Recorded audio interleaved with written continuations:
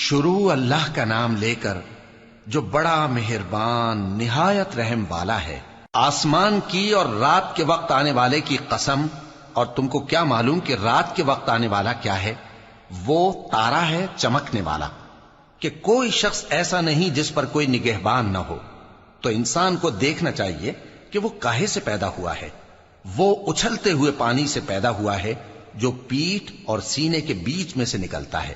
بے شک وہ یعنی خالق اس کو دوبارہ پیدا کرنے پر قادر ہے۔ جس دن دلوں کے بھید جانچے جائیں گے تو انسان کی کچھ پیش نہ چل سکے گی اور نہ کوئی اس کا مددگار ہوگا۔